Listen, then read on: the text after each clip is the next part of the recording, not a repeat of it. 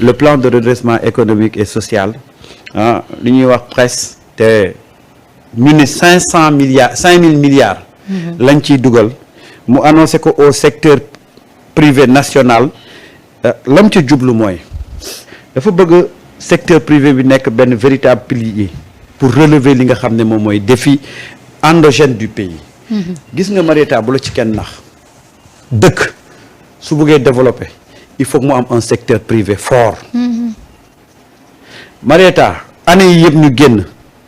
on avait pratiquement pas un secteur privé parce que ñi nga xam ne tey ñoom ñoo fi nekkoon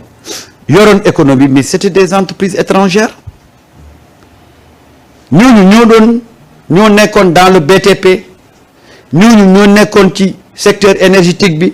ñoo nekkoon ci secteur extractif bi ñoo nekkoon ci secteur yëpp lu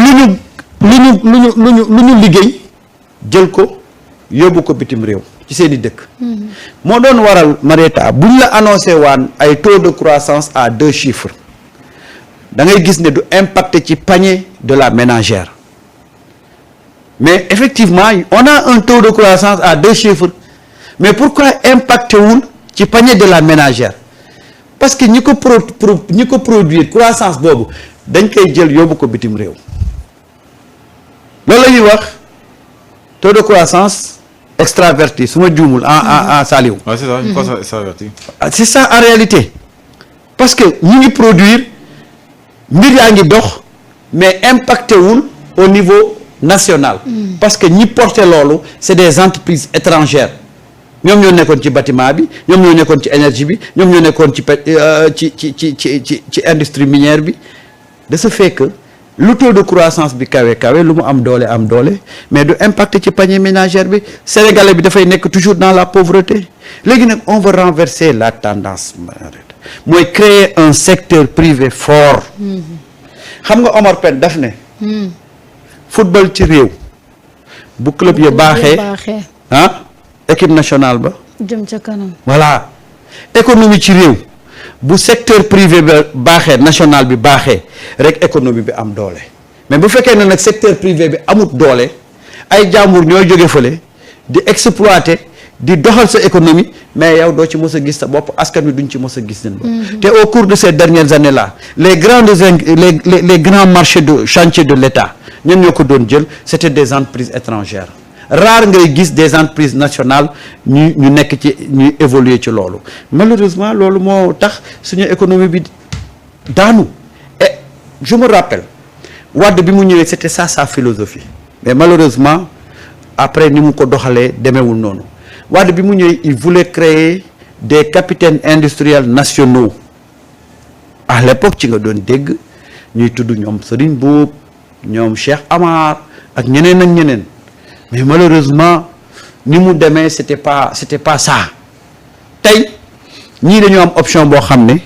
c'était pas de façon individuelle mais de façon globale ñu réunir le secteur privé fexe xool ba nan la ñuy dooleel les secteurs privés dooleel le secteur privé nag mooy fexe ba lépp loo xam ne c'est les grands chantiers de l'État mu tegu ci loxo secteur privé bi que secteur privé bi di participer activement ci li nga xam ne moom mooy développer ce plan de redressement là et c'est pourquoi tey loolu mooy expliquer ne moom bu ñëwee dana rencontrer une fois encore le secteur privé pour leur annoncer pour leur présenter ce plan de redressement économique et social et ñu ngi wax ne avec une mobilisation ciblée de plus de 500 milliards principalement issus des ressources domestiques le gouvernement mise sur un partenariat fort et structuré avec les acteurs privés pour garantir un climat des affaires propice à la relance et c'est ça qui est important les partenariats publics-privés muy PPP seront au cœur du dispositif Marieta gis nga souveraineté économique bi gars yi di wax fii lay commencer tu ne peux pas dire que dama bëgg a souverain alors que sa économie ñi ko porter c'est des entreprises étrangères c'est impossible c'est un pari risqué mais je veux dire que bu ñu ci farloo bu ñu ci jógee mais on va relever ce défi-là parce que finalement au cours de ces dernières années-là les gens yi doon woowee seen bopp secteur privé est-ce que en réalité am na ci luñ doon yëngu ñun doon woowe patronat Sénégal tey ñan ñoo fi patronat patron yoo xam ne seen survie mu ngi dépendre ci régime bu régime bi daanoo ñu disparaître il faut revoir ce patronat là ñan ñooy patron aujourd'hui à partir de quoi la ñu bâtiré li tax ñu nekk patron parce que adossé wu ci à un régime mu lay jox des marchés yoo xam ne respecté wul les règles orthodoxes di la jox ay marchés yoo xam ne yow mais ban mérite nga am pour être patron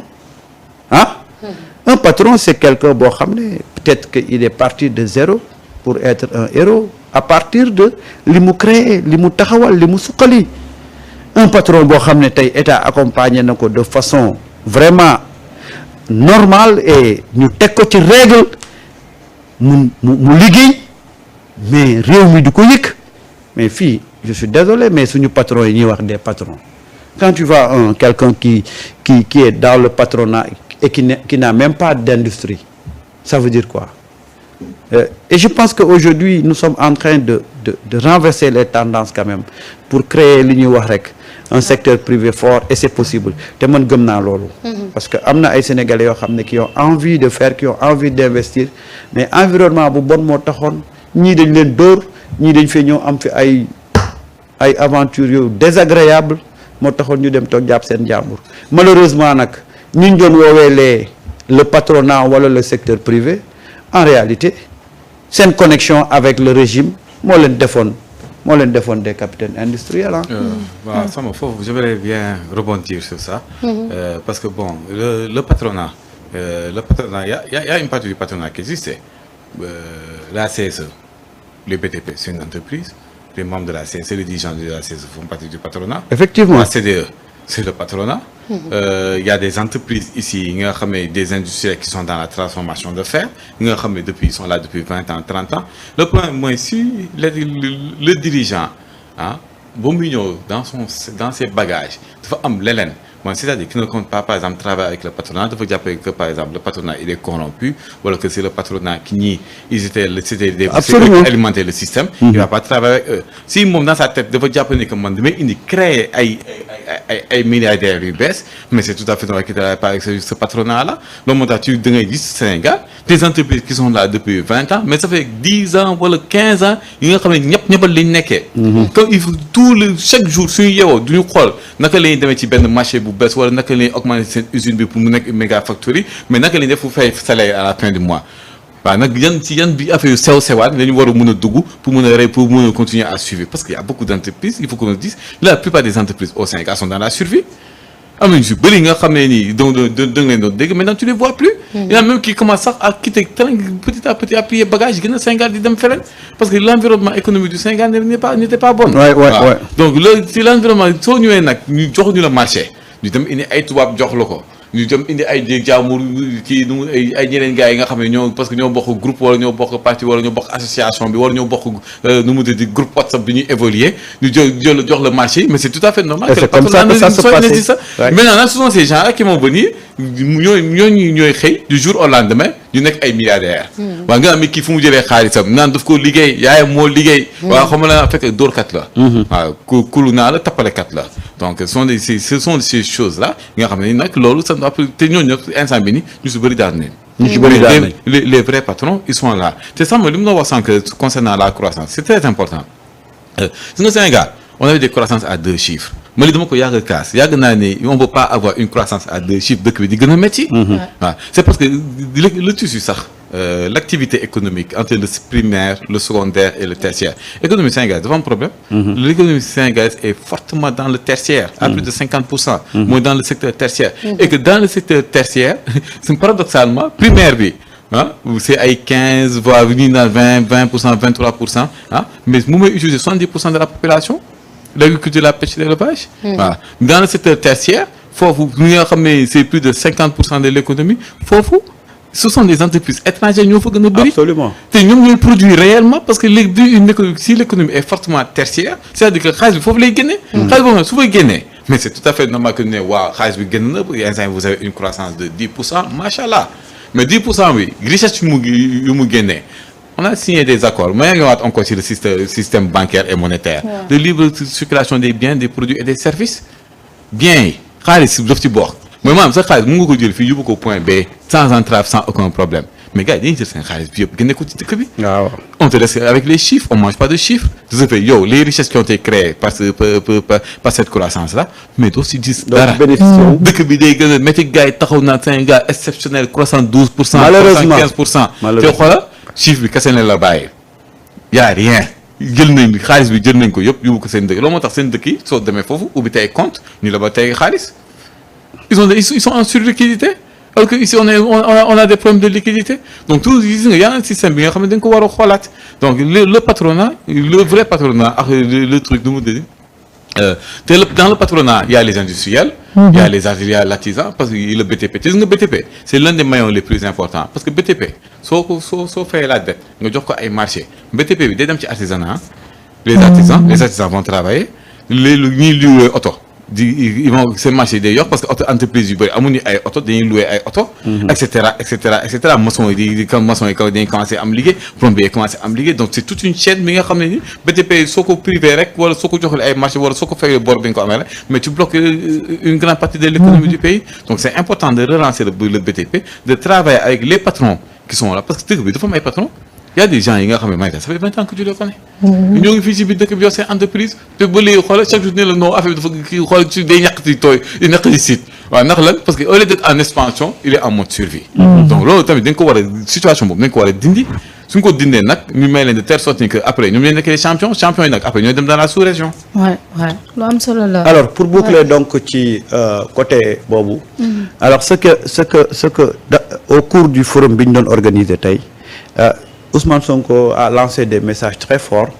Et là il dit le Sénégal est prêt à accueillir des investissements productifs. C'est important. Prêt à bâtir des partenaires gagnants-gagnants. Prêt à devenir avec la Turquie un pôle fort du Sud global. mu wax ci ne notre ambition est de faire du Sénégal une terre d'expansion et de croissance pour les entreprises et particulièrement pour nos partenaires turcs.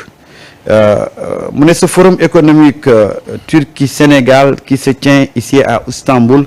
intervient dans un contexte porteur d'espoir et illustre l'intérêt stratégique que notre pays accorde au renforcement du partenariat sénégalo-turc fi mu jeexale nag nee na le nouveau paradigme économique que nous portons repose sur 3 piliers essentiels. La transformation locale de nos ressources, la valorisation de notre potentiel humain, un ancrage territorial fort. Cette orientation traduit un choix clair en faveur de l'emploi, de l'équité sociale et de la souveraineté économique. Et ça donc loolu la tëjee li nga xam ne moom mooy forum bi nga xam ne moom lañ doon def foofu ca Turquie. Mais Marieta, au-delà de voyage Ousmane Sonko en Turquie dama ci bëggoon def benn analyse politique boo xam ne